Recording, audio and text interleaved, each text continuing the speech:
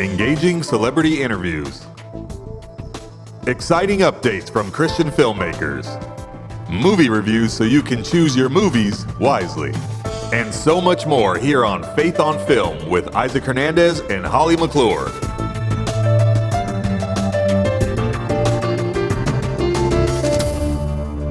Hello, everyone. Welcome to Faith on Film. I'm so glad you've tuned in today. Holly, how you doing?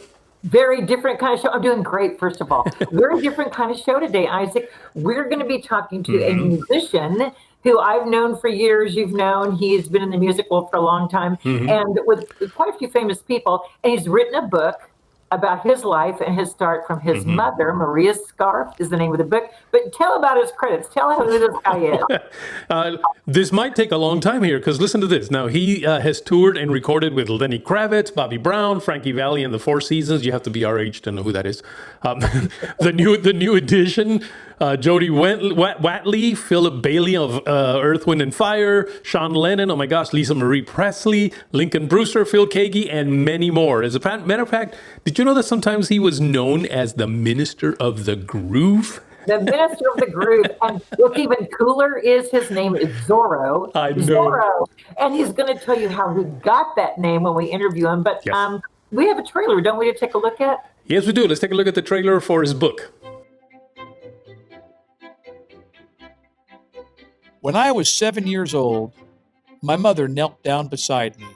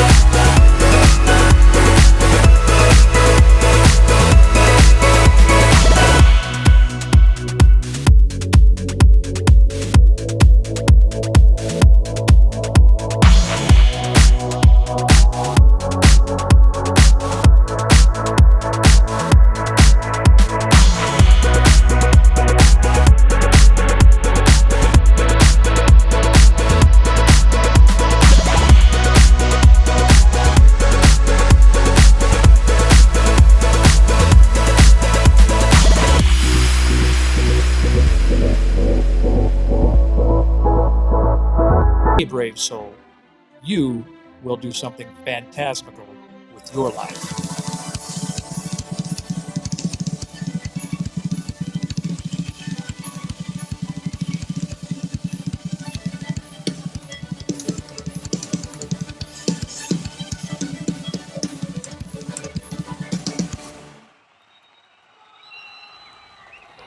Well, we want to welcome Zorro. It's so good to have you on the show, old friend. How are you?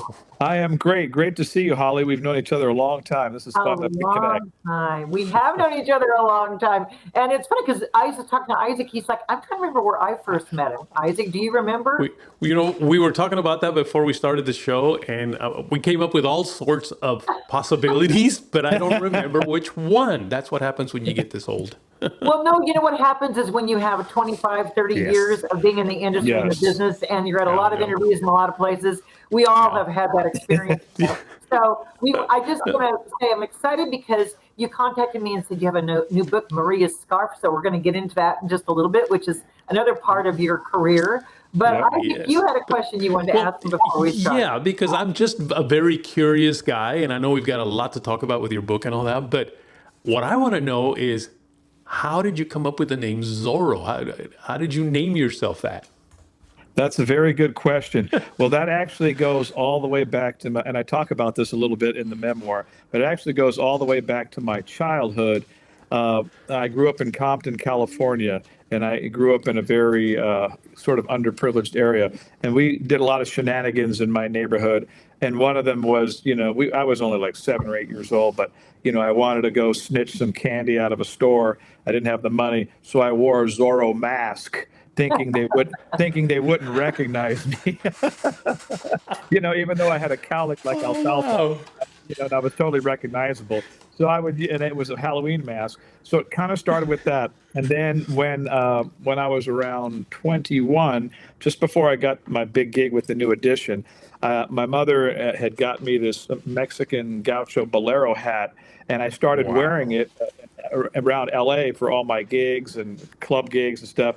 And then she said, "You should call yourself Zorro, but give yourself one R because you're like the real Zorro. The real Zorro always had a heart for the underdog, and so he fought for the rights and the privileges of the underprivileged and the marginalized." And so I took her advice, and then I just started calling myself Zorro, and I became Zorro after that. And then I legally changed my name, and I never looked back. But now in the memoir, I do tell you what my birth name is, and then and I tell you throughout the whole story, then eventually how I become Zorro. But yeah, that's what it was. It was my mother's influence, and she was from Mexico City, and so I'm half Mexican. And I kind of thought, well, I've always liked the Zorro character. It reminds me of when I was a kid with the Zorro mask, and then it felt like half of my heritage. So I just said, yeah, let me roll with that. And so we could thank my mother for many things, but that's one of them. Oh, wonderful. In your book, Maria's Scarf, I go back into, like you said, your memoir of how you got started. But why was it called Maria's Scarf? Well, first of all, my mother's name was Maria. And there's a story I tell in the book, and you can see I'm still wearing a scarf now. And I still wear scarves because I love them, but I also wear them in honor of her. But my mother was a very stylish woman, and so she always wore scarves. And I tell this story in the book, but when I was going in for my second grade school pictures, I didn't want to look like all the other kids. In my mind, I was a budding rock star, even though I hadn't started playing the drums yet, but I was a peacock. I wanted to be different. So I was like, I don't want to be playing like all the other kids and be regular. And then I said, Mama, I want to wear a scarf like you. I want to look like you. You look like a movie star. And she goes, no, Mijo, you can't wear a scarf, man. The kids will beat you up. You don't live in the United States. You don't live in Mexico. You live in the United States. The kids will beat you up. They don't wear scarves here. And I was like, Mama, but like Elvis Presley wears a scarf and Tom Jones wears a scarf. And then she goes, oh, you got me there, Mijo. You got me there. So anyway, so she kneels down and she takes her orange silk scarf and wraps it around my neck for my school picture. And then she whispers in my ear, one day, my brave son, my precious son, you will do something phantasmical with your life. So it was kind of like just a moment, like a prophetic moment of a mother decreeing and declaring over her child that you are unique. You are going to do something unique. You are going to be special, and you're going to do something amazing, even though I didn't know what it was and she didn't know what it was. So that is so Maria's Scarf is the title of the book because I was looking for something short. I was looking for something poetic, something that just evokes beauty and also mystery. Like, who is Maria? What is the scarf? I want to know this story. Well, and the scarf is really her really passing one generational blessing to the next and passing sort of a prophetic decree that I would do something amazing with my life. So I can think of no better title than Maria's Scarf. And then on the cover is a picture of my mother in her heyday looking beautiful because she was going to be she was on her way to being a movie star. That's what her thing was, acting in Mexico. And then there's a picture of me, that picture I just described at 7, wearing the scarf next to her. So you see the mother and the son juxtaposed next to each other, and it's a beautiful cover. It's intriguing. It's really, the book is really for mothers. Really, it's for dreamers, for mothers, and I feel like mothers are the unsung heroes of the world. They're the ones that do all the nurturing and the caring and the loving and the encouraging in the world. And it's a story about my mother, but it's for all the mothers out there, really, and it's for anybody who likes to be. It's an overcoming story, so it's for dreamers. It has the feel of a Rocky Rudy, The Blind Side meets Forrest Gump. But I thought Maria's Scarf was a unique title. And incidentally, the publisher, Blackstone, my publisher, they said we change about 90% of the titles that authors give us for their books. And they said, once in a blue moon, a title comes along that we fall in love with. And they said that they love the title Maria's Scarf, which I thought was pretty cool because I wanted to say that, but I didn't know if it would. Okay, I want to do a shout out to your mother because she was a single mom of 7 kids. Yes. Where was your dad? And if it's too long a story, you don't have to go into it. But I'm just saying, single mom of 7 children, that's another accomplishment on her part to make you feel that individual and special when you have so many kids. And she was an incredible woman who just had a great spirit of faith. She was a strong Christian and had an incredible faith and was an encourager and just optimistic. But yes, she raised 7 children alone. And not only were we alone, fatherless, but we moved around a lot. By the time I was in 4th grade, we probably moved like 30, 40 times, Wow. And there was times we moved in my Radio Red Flyer wagon because we didn't have any money for a U-Haul or whatever. So we would move from one apartment to the next in the Radio Flyer with putting boxes and box springs and so the story is really this epic overcoming story of this kid with a dream and how his mother instills in him this dream, and despite what it looks like. And my father abandoned me when I was an infant. And ironically, this is just the providence of God. Ironically, the only thing he left me when he left us, because he basically deserted us, he left a set of bongos. And there's a picture of his bongos in my stroller when I'm about 18 months. And I had no idea that was my prophetic destiny, like the bong, and Wow. it's very poetic how God, brings justice to certain situations, right? But I admire her now more than I did even when I was younger, because as you get older, you realize I have 2 children and I'm married. I've been married to my wife, Renee, for 29 years. And I've, had a successful career. And even with 2 children and an incredible mother and wife, it's hard. So I just go, how the heck did my mother not quit, give up, kill herself, or whatever, check out with 7? And I mean, we went from the streets of Compton, the inner city ghettos, and then we moved to Grants Pass, Oregon, which is like, it's like going from the set of Sanford and Son to the Waltons. It's like, so we experienced a lot of hardcore hardship in our life, but at the same time, there was an incredible amount of joy because of her spirit, and that's the spirit that comes through in the book. That's the spirit that will inspire every mother not to give up. And it's for fathers too, because it's just about what you pour into your children, Now, I'm glad you brought up the bongos, because so far we've been talking about, you as an author and this book that you've written, but you're a musician. I mean, the whole bongo thing, that is part of what launched your career as a musician. And I know that you've worked with some very well-known artists. Can you tell us a little bit about that? Yeah, well, that was always, people always ask me, how did you get started playing the drums? And I always just say, it was just God. I mean, God put the desire in me. So all I had to do was be around music, and it's like a magnet. Like when you, it's like all you got to do is be around that particular type of alloy, and you're drawn to it. So the gift of drumming and the gift of rhythm was something that was just inside of me that God birthed in there. And the desire to play was all of my life, but I didn't really get to start until I was 16. I was discovered. I had an after-school job at 16. I was a sophomore in high school, and my after-school job was the janitor at my own high school, which is obviously a humbling job that's not cool for a 16-year-old kid, because when the bell rings, everybody was seeing me vacuuming and cleaning the toilets and, making fun of me and all that. But at the end of that 2-hour job, my last 20 minutes was to clean the band room. I had never played the drums. I had never taken lessons, but I would sneak on the drums and I'd see the sticks and I'd get on there and I'd just jam. No instruction, but I guess I had an ability to play from the beginning, because one day the band director was in there and he discovered me and he caught me, and I thought he was going to fire me because he said, wait right here, I'm going to go get somebody. He comes back with another guy. He goes, play again, kid. Then I played, and they both looked at each other. He goes, kid. He goes, man, you got a rhythmic gift here. We need you in all the school bands. We need you in the marching band, the swing choir, the stage band. Now, mind you, I had been trying to get in the school band program from the 4th grade, but every year I was turned down. Oh, So wow. that is how I got discovered. I Wow. got discovered as the janitor at my high school. I love that story. Wow. Wow. It's pretty amazing.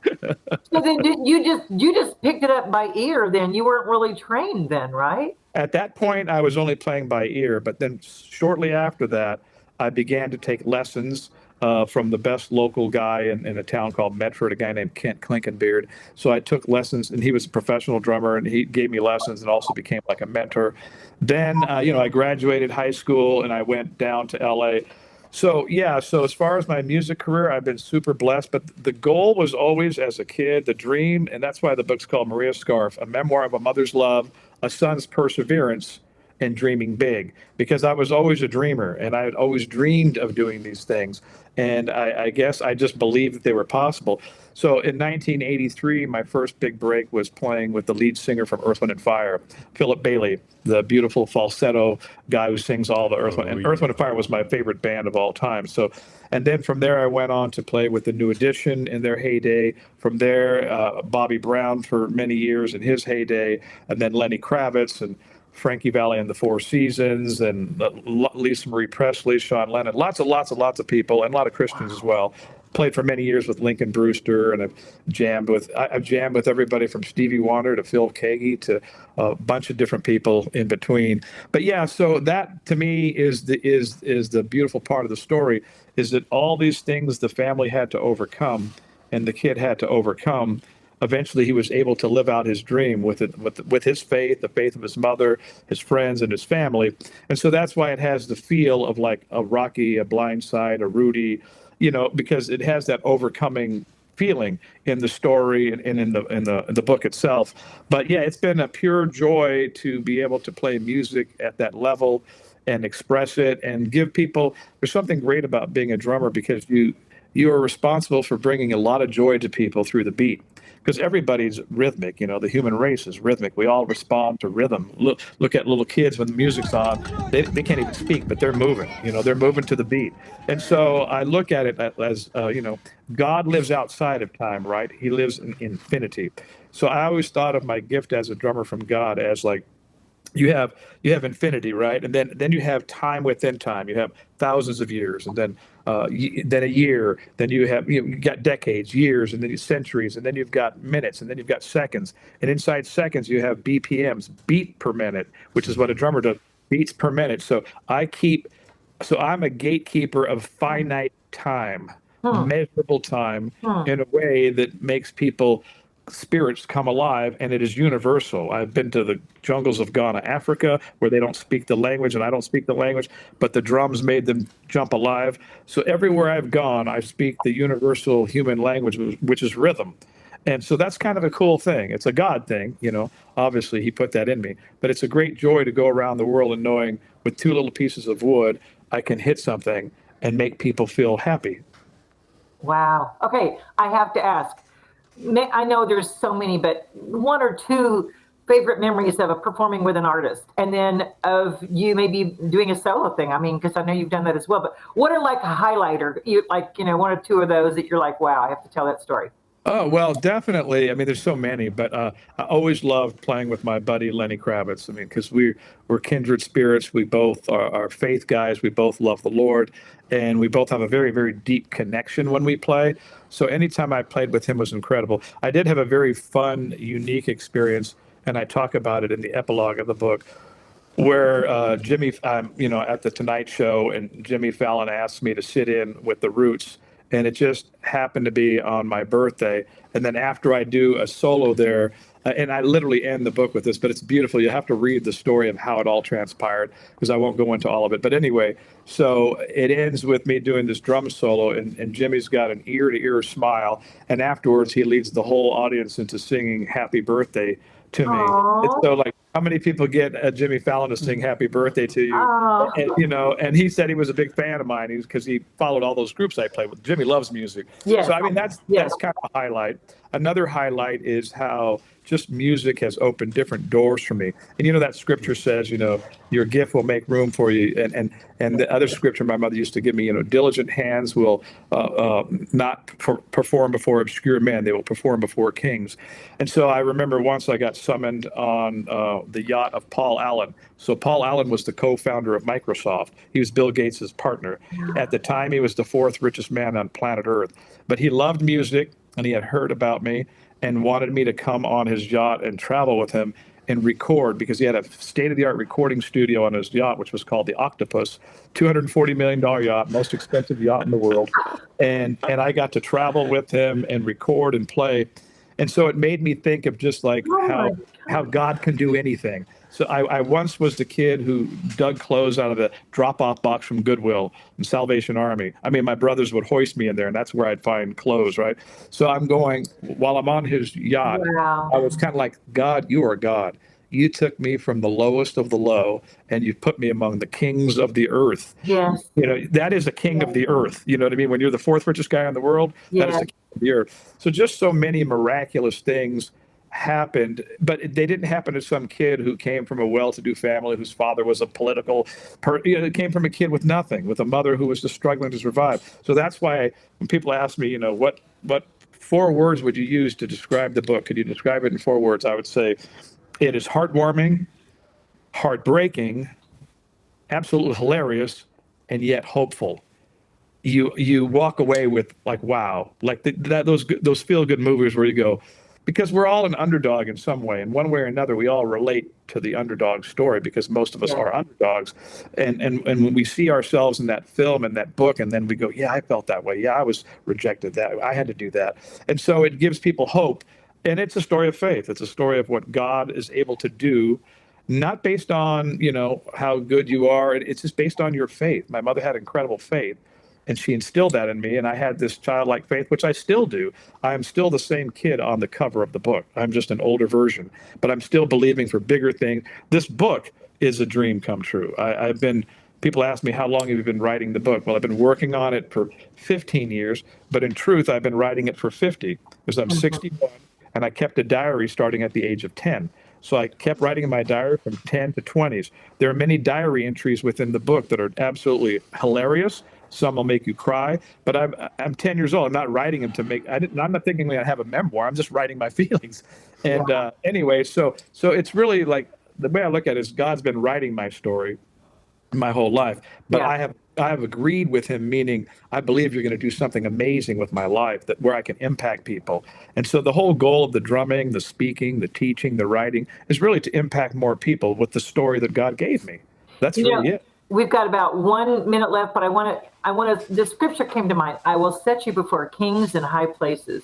Yes. And I think that is a scripture for you. He has set you before. Real quickly, what are you doing now? Are you playing with a group? Do you have any concerts? Everything's lined up before we...